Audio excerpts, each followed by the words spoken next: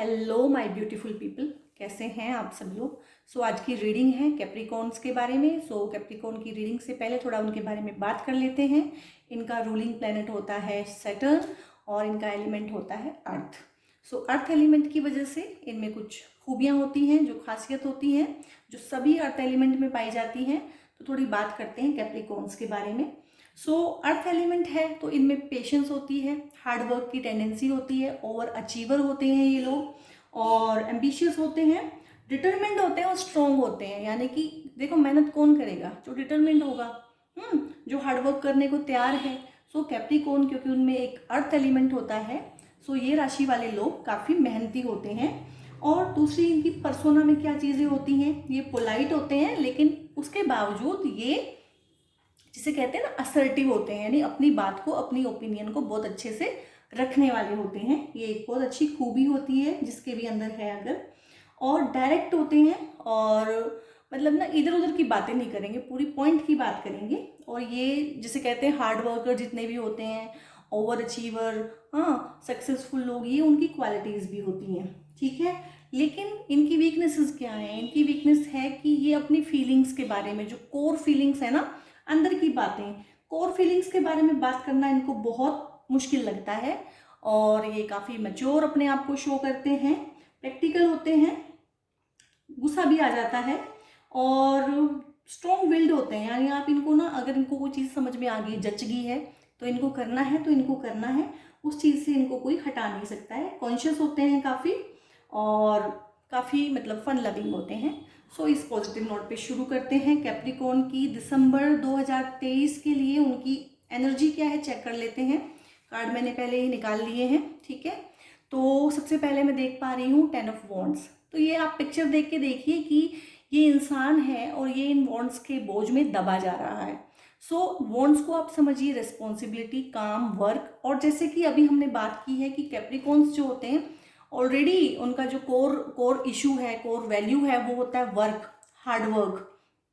Guys, मुझे नहीं पता किस चीज़ का वर्कलोड इतना ज़्यादा है। एक तो आपकी नेचुरल टेंडेंसी है बहुत ज़्यादा काम करने की, और यहाँ पे लग रहा है कि आप ओवर वर्क, हाँ, ओवर अचीवमेंट और कुछ ज़्यादा ही बोझ आपके ऊपर डाल दिया गया है। या तो ये किसी और ने डाला है, या ओवर अचीवमेंट की वजह से आप ही ने ये अपने ऊपर डाला हुआ है। तो जिसे कहते हैं ना कि एक कमर तोड़ने वाला बोझ, वो कहीं ना कहीं मैं आपके ऊपर देख पा रही हूँ। हो सकता है फिजिकली आपका वर्कलोड ऐसा हो सकता है मेंटली या साइकिकली आप ऐसा फील करते हो कि हाँ, वर्कलोड बहुत ज़्यादा है। ये एक जनरल रीडिंग है और पूरे कैप्रिकॉर्न ट्राइब के लिए है। तो हो सकता है हर कैप्रिकॉर्न को ये रीडिंग रेजोनेट ना भी करे, ठीक है। और दूसरी एनर्जी मैं पिक कर पा रही हूँ यहाँ पे, ये देखिए, कहीं ना कहीं विक्टिम मेंटेलिटी, विक्टिमहुड इस तरह का कुछ है। या हो सकता है कुछ लोगों के केस में ये एक रियल सिनेरियो हो, जहाँ पे मैं देख पा रही हूँ फाइनेंशियल लॉस, हाँ, और कुछ रिलेशनशिप्स के लॉस हो सकते हैं। कोई रिलेशनशिप टूटा भी हो सकता है, कोई टॉक्सिक रिलेशनशिप भी हो सकता है। तो इस तरह की थोड़ी सी एनर्जी मैं यहाँ पे पिक कर पा रही हूँ, हाँ। और थोड़ा सा जिसे कहते हैं चिंता भी है काफ़ी, हाँ, अपने फ्यूचर को लेके एंग्जाइटी भी मैं काफ़ी देख पा रही हूँ इस ट्राइब के अंदर। और कुछ इस तरह का कुछ नेगेटिव और हार्डशिप से आप गुजर रहे हैं ना। कुछ सिचुएशंस ऐसी हैं कि ऐसा लग रहा है कि सारी दुनिया ही हमारे खिलाफ हो गई है। ऐसा भी आपके मन में कभी कभी हो सकता है, विचार आता हो, लेकिन इस विचार को आपने हावी नहीं होने देना है, क्योंकि तीसरे ही कार्ड से मैं आप लोगों की फ्यूचर एनर्जी चेंज होते हुए देख पा रही हूँ through the card of page of swords. Page of swords क्या होता है? जो पेज की एनर्जी होती है, पेज होता है एक ऐसी थोड़ी सी, जिसे कहते हैं ना, यंग एनर्जी, हाँ, new ideas, curiosity, thirst for knowledge कह लो उसको, ठीक है, न्यू वेज ऑफ कम्युनिकेशन कह लो। तो इन चीज़ों के थ्रू, यानी कि जो आपको कम्युनिकेशन में सबसे ज़्यादा दिक्कत है ना, तो वहाँ से ही आप शुरू करेंगे कहीं ना कहीं, ठीक है। प्लानिंग करेंगे कुछ ना कुछ, और मतलब थोड़ा सा जिसे कहते हैं दिल से सोचने वाली बात जो होती है, कि थोड़ा सा प्लेफुलनेस की एनर्जी में आ जाना, हाँ, लाइवली हो जाना, फटाफट से सोल्यूशन को सोच लेना, लॉजिकल हो जाना, एनालाइज कर लेना सिचुएशन को, ठीक है, कोई कूल से सोल्यूशन ढूंढ के लाना। वर्क प्लेस पे भी अच्छा रहेगा आप लोगों के लिए। गाइस, आपकी एनर्जी चेंज हो रही है दिसंबर में, प्लीज़ इसे क्लेम कीजिएगा, ठीक है। और इसके बाद है night of swords, very good. सीधा ही पेज ऑफ सोर्ड्स से हम गए नाइट ऑफ सोर्ड्स पे, यानी कि बहुत अच्छा हमारा है। जो यहाँ पे हमारी जो स्पीड थी वो थोड़ी थी, और यहाँ पे देखिए हमारी स्पीड कितनी तेज हो गई है। यानी कि जो भी हमने सीखा था ना, जो न्यू स्किल्स डेवलप किए थे, तो हमें उसमें ना अपनी उस चीज़ को हम स्पीड अप कर पाएंगे यहाँ पे। तो दिसंबर में कहीं ना कहीं आपका करियर है या रिलेशन है, जो भी है, जहाँ पे भी आपको स्टक फील हो रहा है, तो चाहे वो फाइनेंसिस भी है इवन, तो वहाँ पे भी मेरे को आपकी कंडीशन बहुत तेज़ी से स्विफ्टली ठीक होती हुई दिखाई दे रही है। ठीक है, तो इसे क्लेम कीजिएगा। इसके बाद है two of pentacles. So two of pentacles क्या है? इस इंसान के हाथ में दो पेंटिकल्स हैं, और पेंटिकल्स कहीं ना कहीं हम डिपिक्ट करते हैं हमारी, जिसे कहते हैं ना अर्थली अचीवमेंट्स जितनी भी होती हैं, अर्थली प्लेजर, अर्थली लग्जरीज, वो सब होता है। ठीक है, तो इसमें कहीं ना कहीं ये होता है कि एक होता है कि ढेर सारी प्रायोरिटीज़ मिल जाना, या दो चीज़ों के बीच में जगल अप हो जाना। तो यहाँ कहीं ना कहीं मैं देख रही हूँ कि आपकी लाइफ में ना कुछ प्रायोरिटीज़ का, जिसे कहते हैं ना, दरवाज़ा खुलेगा, और आपको दो चीज़ों में बैलेंस करना पड़ेगा। चाहे ये वर्क प्लेस और घर के बीच में हो, चाहे ये अपने मन और जिसे कहते हैं दिल, उसे कहेंगे हम हार्ट और माइंड, इन दोनों के बीच में हो, इन दोनों के बीच में आपको बैलेंस करना पड़ेगा।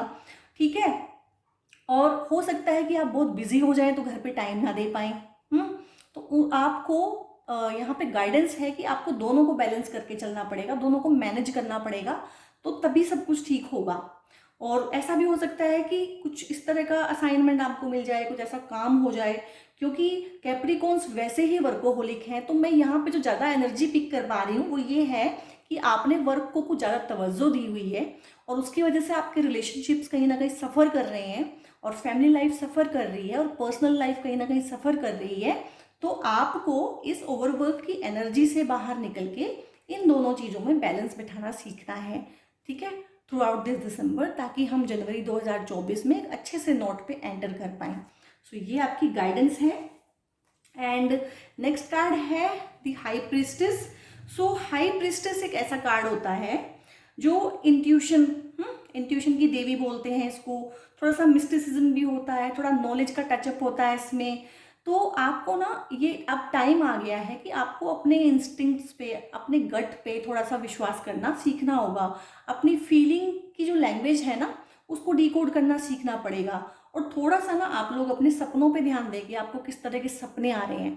हो सकते हैं वहाँ से कोई आपको डायरेक्शन मिले या कोई गाइडेंस मिले, तो थोड़ा सा अपनी इंट्यूशन पे काम करने की ज़रूरत है। और उसके बाद मैं देख पा रही हूँ एनर्जी कितनी इम्प्रूव हो गई है। ये देखिए, ये एनर्जी देखिए आप थ्रू पिक्चर, और ये एनर्जी देखिए। लाइक ये इंसान अब अपने काम पे लगा हुआ है, लेकिन ये काफ़ी बैलेंस्ड भी है, और काफ़ी जिसे कहते हैं फोकस्ड भी है, और डायरेक्शन भी इसको क्लियर है कि मुझे क्या करना है और कैसे करना है। और देखिए इसने कितने सारे पेंटिकल्स बना लिए, यानी कितना कुछ अपने लिए बना लिया है, जिसे कहते हैं उसमें सब चीज़ें आती हैं, वर्ल्ड की हर चीज़ आती है। दुनियादारी में जितनी भी चीज़ें हमें चाहिए होती हैं वो सब पेंटिकल्स उसको डिनोट करते हैं। सो ये अपनी मेहनत से, अपनी लगन से, अपने फोकस से सब कुछ बना लेगा। सो ये आपके लिए ब्लेसिंग है, इसे क्लेम कीजिएगा प्लीज़ कैप्रिकॉर्न पीपल। इसके लिए हम फर्दर गाइडेंसेस लेंगे ओशो से। सो ओशो क्या कह रहे हैं? पार्टिसिपेशन। सो कहीं ना कहीं कैप्रिकॉर्न पीपल जो कि, क्योंकि आपका होता ही है कि इनेट कैरेक्टर की हार्ड वर्क करना, ओवर अचीवर होना, सक्सेसफुल होना, तो उसमें कहीं ना हमारी लाइफ में सिर्फ फ्रेंडलीनेस, कम्युनिटी का साथ, पार्टिसिपेशन की फीलिंग वो चली ही जाती है। मतलब हमें कोना पकड़ के अपना काम करते रहते हैं। तो उस एनर्जी से बाहर निकलना है, और लाइफ में, लोगों में, फैमिली में, फ्रेंड्स में कहीं ना पार्टिसिपेशन की फीलिंग लेके आने, यानी कि वहाँ पे आपने अपना टाइम स्पेंड करना है उन लोगों के साथ। ठीक है, जहाँ तक मैं इसकी एनर्जी पिक कर पा रही हूँ। दूसरा कार्ड है गिल्ट। ओके, तो गाइज अगर आपको गिल्ट है किसी भी चीज़ का, तो ये हर चीज़ पास्ट की ही होती है। तो पास्ट में अगर कोई चीज़ आपको सता रही है, परेशान कर रही है, गिल्ट है, तो उसको आप छोड़ दीजिए, इसे लेट गो कर दीजिए। ये पास्ट का है, इसको पास्ट में ही छोड़ दीजिए, और नई एनर्जी पिक करके पार्टिसिपेशन की आगे बढ़िए। ठीक है, फिर कार्ड आता है पॉसिबिलिटीज़ का। ठीक है, तो गाइज ओशो की 3 गाइडेंसेज हैं यहाँ पे। आप पार्टिसिपेशन की एनर्जी में जाइए, गिल्ट को छोड़ दीजिए, जो हुआ सो हुआ, तो आपके लिए न्यू पॉसिबिलिटीज़ के रास्ते बड़े आराम से खुल जाएंगे।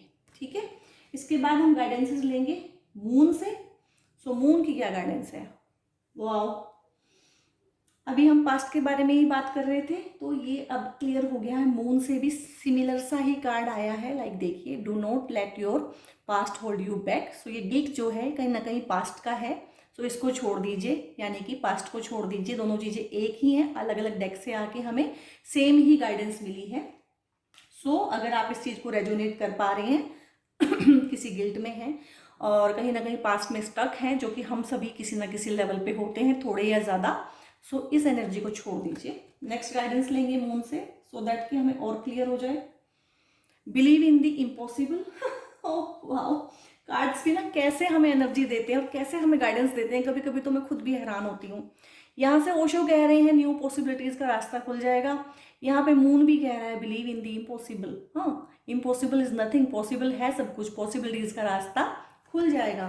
तो आपको और कितना सारा वैलिडेशन चाहिए इस चीज़ के लिए कि न्यू पॉसिबिलिटीज़ आर देयर। और मैं वैसे भी बताऊँ, सिर्फ ये कैप्रिकॉर्न के लिए ही नहीं है, सभी ज़ोडिएक्स के लिए है और हर इंसान के लिए है। 2023 में कुछ ऐसे प्लैनेट्स के रेट्रोग्रेड्स हुए हैं, आई थिंक सारे ही प्लैनेट्स कुछ कुछ टाइम के लिए रेट्रोग्रेशन में गए हैं। तो उसके ढेर ढेर सारे, जिसे कहते हैं, विनाशकारी परिणाम हुए हैं सब जगह। चाहे बहुत ज़्यादा बाढ़ आ गई हो, हाँ, और पहाड़ों में कितना ज़्यादा, जिसे कहते हैं, तांडव हुआ है एक तरह से, सब कुछ कितना खराब हुआ है, और कितने सारे तो युद्ध चल रहे हैं अभी। हाँ, तो 2023 थोड़ा सा मुश्किल था और सभी के लिए मुश्किल था। और 2024 की एनर्जीज ना 2023 से बहुत डिफरेंट हैं। वो सिर्फ एक जोडियक के लिए ही नहीं, वो सभी के लिए बेटर ही कुछ लेके आ रहा है। तो उसके लिए ज़रूरी है कि हम भी पास्ट को छोड़ दें और बिल्कुल एक न्यू एनर्जी में एंटर करें। ये जनरल बात कह रही हूँ, सभी के लिए और अपने लिए भी। ठीक है, थर्ड कार्ड देखते हैं हम मून से। Nothing is yet set in stone. तो ये कार्ड जब आता है, ये भी पॉसिबिलिटीज को ही बताता है, क्योंकि अभी कुछ फिक्स नहीं हो गया है। कोई भी चीज़ फिक्स नहीं होगी, लाइक गीली मिट्टी की तरह से है। जैसे आप इसे मोल्ड कर लोगे, ये मोल्ड हो जाएगी, इसका मतलब होता है ये। ठीक है, लास्ट हम ब्लेसिंग्स कह लें या गाइडेंस कह लें, हम एंजल से ले रहे हैं। सो देख लेते हैं। ओके गाइस, अगर आप थ्रू आउट दी रीडिंग कुछ सोच रहे थे, किसी चीज़ का आंसर चाह रहे थे, तो ये है आंसर। Meditation brings answers. अगर आपको आंसर चाहिए, और कहीं ना कहीं ये इंट्यूशन का कार्ड भी आपके में आया है, और मैंने अब तक इससे पहले 11 रीडिंग की हैं, उसमें इंट्यूशन की देवी का कार्ड कहीं भी नहीं आया। ठीक है, तो ये क्लियर गाइडेंस है आपके लिए कि इंट्यूशन को डेवलप करें थ्रू मेडिटेशन, और मेडिटेशन में जाके अपने आंसर ढूंढें। अब आप कहेंगे मेडिटेशन कैसे करें और मेडिटेशन क्या है? सो मेडिटेशन को भी आप सिंपल समझो, जितना मैं बता रही हूँ अभी इतना ही करना है आपने। लाइक आपकी लाइफ में कोई प्रॉब्लम है, तो आप उसका सोल्यूशन सबसे ढूंढते हो और अपने मन में भी ढूंढते हो, और उसका सोल्यूशन ना तो आपके मन में हो पा रहा है और ना कोई आपको समझा पा रहा है कि क्या करना चाहिए। तो उसका जो सोल्यूशन होता है ना, ये हमारी, इसको बोलते हैं इंट्यूशन। हमारी इंट्यूशन के पास होता है, हमारा अंतर्मन, मन में नहीं, हमारे अंतर्मन में इसका आंसर होता है। और अंतर्मन तक कैसे पहुंचा जाए? तो आप साइलेंस में बैठें 5-10 मिनट के लिए, सुबह शाम रात, जब भी आपको टाइम मिलता है, किसी ऐसी जगह पे जहाँ कोई आपको डिस्टर्ब ना करे। हो सकता है हल्का फुल्का कोई म्यूजिक लगा लें, लेकिन हल्का फुल्का ही रखें उसको, और अपनी प्रॉब्लम के बारे में ना सोचें, जिसे कहते हैं चिंतन करना, मनन करना, उसके बारे में सोचें 5-10 मिनट।